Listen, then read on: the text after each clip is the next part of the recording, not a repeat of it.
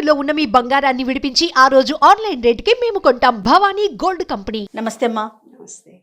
చాలామంది అనుకుంటూ ఉంటారు, మేము చాలా పూజలు చేస్తున్నాం, నిత్యం భగవన్ నామస్మరణ చేస్తూనే ఉన్నాము, అయినా కూడా మాకు కష్టాలు వస్తున్నాయి, ఎంత ట్రై చేసినా కూడా వాటి నుంచి బయటపడలేకపోతున్నాం. కొంతమంది ఉంటారు అసలు ఎటువంటి భగవన్ నామ స్మరణ కానీ భగవంతుని తలచడం కానీ చేయరు, కానీ ఆ కష్టాలన్నీ మాకే ఎందుకు వస్తున్నాయి అని అనుకుంటూ ఉంటారు.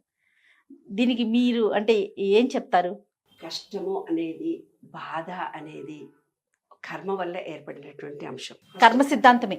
కర్మ సిద్ధాంతం. కర్మ అనేది ఎట్లా ఏర్పడుతుంది అన్నదానికి ఒక ఉదాహరణ చెప్తాను నేను. కర్మ అనేది ఎలా ఏర్పడుతుంది అంటే, నేను విశ్వ నియమాల మీద రీసెర్చ్ చేశాను, భగవద్గీతలో ఉన్నదే, కానీ నేను సైంటిఫిక్గా చెప్తాను. ఇప్పటి కాలంలో పిల్లలకు అర్థమయ్యేటట్టుగా సైన్స్ ప్రకారంగా చెప్తాను ప్రతిదీ కూడా. అమ్మా, మీ కాలంలో ఇప్పుడు సైన్స్కు వైఫై, ఈఫై, నెట్ ఉన్నట్టుగానే మా కాలంలో సంస్కృతమే ఉంది. దానికి ఆత్మ, పరమాత్మ, కర్మ సిద్ధాంతాన్ని వాళ్ళు ఏర్పరిచినారు. అయితే ఎలా ఏర్పడుతుంది కర్మ అనేది? ఇప్పుడు మీరు అన్నది బాధలు, ఆ బాధలనే వాళ్ళు పూర్వకాలం కర్మ అని అన్నారు. ఒక వ్యక్తి ఒక రకమైన బాధను పడుతున్నాడంటే కర్మ అంటే ఏంటో ఫస్ట్ మనం తెలుసుకోవాలి. కర్మ అనేది ఈ విశ్వం తయారయ్యేటప్పుడు విశ్వంలో 12 లాస్ ఉన్నాయి. 12 లాస్ అంటే భగవద్గీతలో విశ్వరూప సందర్శన చూపిస్తాడు.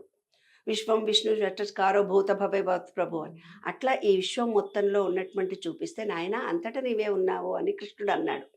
అలాగే దాంట్లో 12 సూత్రాలను ఏర్పాటు చేసినారు. ఆ 12 సూత్రాలు ఆంగ్లేయులు పట్టుకొని పోయి వాళ్ళు దాని మీద రీసెర్చ్ చేసుకున్నారు. క్రిస్టియన్ దాంట్లో ఉంది, కానీ మన పుస్తకాల్లో ఆ భాగం కొంచెం అవగాహన రాహిత్యం ఏర్పడింది మనకి. మా 60 ఏళ్ల నుంచి, అంటే మా 60 ఏళ్ల క్రితం నుంచే పూజలు అనేది అధికంగా జరగడం మొదలుపెట్టాయి. పూజా విధానము, నేను అంతమందికి ఆ పూజలు చేసిన, ఈ పూజలు చేసిన అనడం అంటే ఆధ్యాత్మికంగా మెడిటేషన్ చేసుకునేది ముందు ఉండింది. మెడిటేషన్ చేసుకునే దాన్ని పూర్తిగా పూజా విధానంలోకి మనం మారిపోయాం మనం. కానీ దానికంటే ముందు కర్మ అంటే ఏంటో తెలిస్తే, కర్మ నివృత్తి ఎలాగా చేసుకోవాలో తెలిస్తే, ఏ రకమైన పూజలు చేయాలో తెలిస్తే జీవితం చాలా ఈజీ అవుతుంది. నేను అక్కడి నుంచి మొదలు పెడుతున్నా. కర్మ అనేది దృఢ కర్మ అని ఒకటి ఉంటుందమ్మా. ఇంకో కర్మ ఏంటుంది, దృఢ కర్మ, అదృఢ కర్మ అని 2 కలిపి ఉంటాయి. అదృఢ కర్మ ఒకటి ఉంటుంది, దృఢ కర్మ ఒకటి ఉంటుంది. దృఢ కర్మ, అదృఢ కర్మ 2 కలిపి ఉంటాయి మనిషి జీవితంలో. ఏమ్మా, దృఢకర్మ అనేది ఖచ్చితంగా ఆ వ్యక్తి తాను చేసిన పాపాన్ని తను ఖచ్చితంగా అనుభవించాలి. అదృఢ కర్మ అని కొంచెం ఉంటుంది, కొంచెం చిన్న పాపాలు. అవేంటివి? దాన ధర్మాల వల్ల, జపతపాల వల్ల, గుడికెళ్ళి అర్చనలు చేయటం వల్ల, అంగవికలులకు సేవ చేయటం వల్ల, ముసలి వాళ్ళకి, గుడ్డి వాళ్ళకి, అంగవికలులకు ఎవరికి మనం సహాయం చేసినా ఆ పాపం పోతుంది. అంటే నీకు సంబంధించని సహాయం నువ్వు ఎవరికి చేసినా ఆ పాపం పోతుంది. ఈ విశ్వంలో ఇంకో నియమం కూడా ఉంది. నువ్వు ప్రేమ ఇస్తే ప్రేమ వస్తుంది. నువ్వు ఒక రాయిని పైకి విసిరితే కిందికి వస్తుంది, భూమి ఆకర్షణ శక్తి.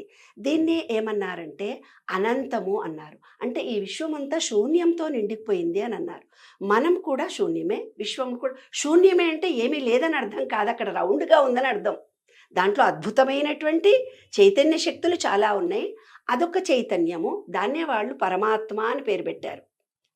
పరమాత్మ అని పేరు పెట్టి పాజిటివ్ ఎనర్జీ ఒకటి ఉంది.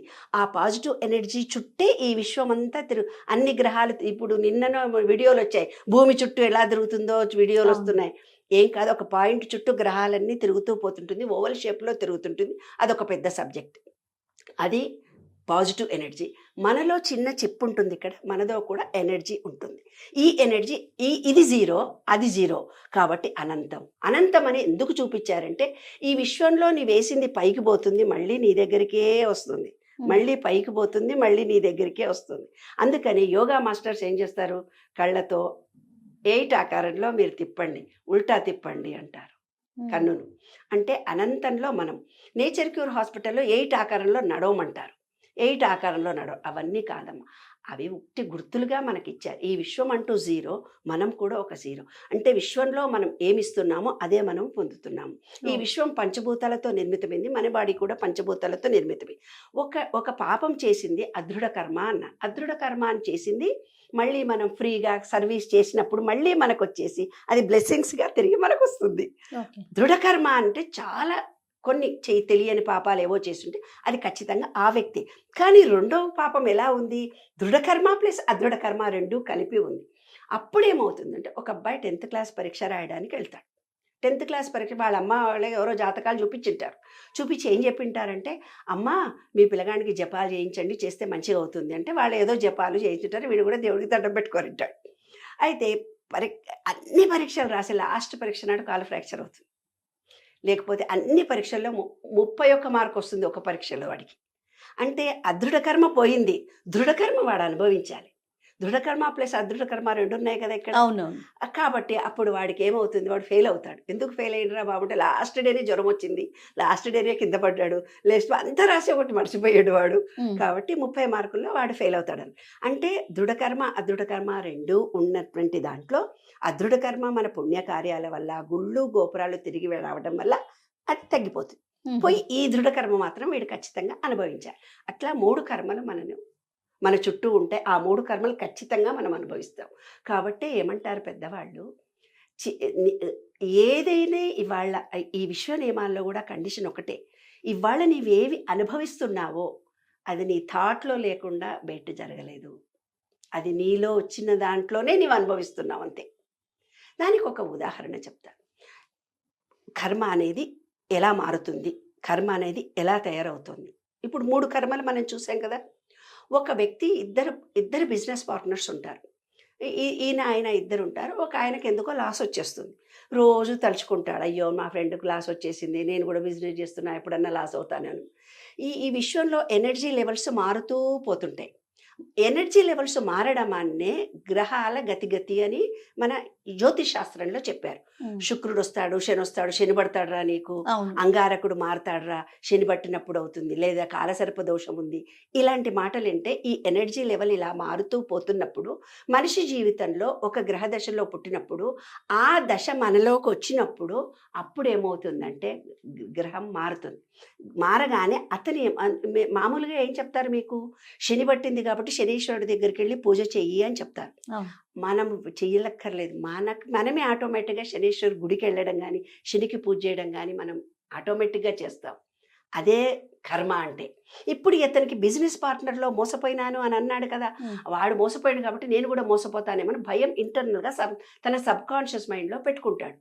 ఏవైతే నమ్మకాలు విశ్వాసాలు అతని దగ్గర ఉండిపోతాయో అదే ఏమవుతుంది, గ్రహస్థితి బాగా లేనప్పుడు అది జరుగుతుంది. ఈయన కూడా మోసపోతాడు, ఈయన కూడా బిజినెస్లో లాస్ అవుతుంది. ఎవరు చేశారు, ఇతను పదే పదే నేను కూడా లాస్ అవుతానేమో అని ఆలోచించాడు. తన సబ్ కాన్షియస్ మైండ్లో ఒక ఫీలింగ్ని ఏర్పరచుకున్నాడు. అప్పుడు ఎప్పుడైతే నెగటివ్ ఫీలింగ్లోకి ఇతను ఎంటర్ అయ్యినాడో ఇతని గ్రహదశలు మారుతూ ఉన్నప్పుడు అది ఎఫెక్ట్ ఇస్తుంది అన్నమాట. అంటే విశ్వం ఒక ఎనర్జీ లెవెల్తో పోతుంటుంది, మన మాట మన ఆలోచన కూడా ఒక ఎనర్జీ లెవెల్తో ఉంటుంది. దీన్నే కర్మ అన్నారు.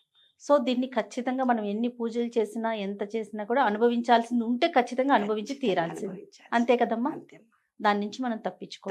అయితే భావాలను మార్చుకుంటే కర్మను మార్చుకోవచ్చు.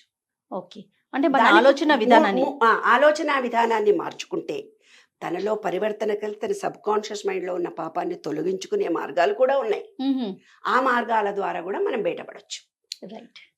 నమస్తే అమ్మా, సంతోషం.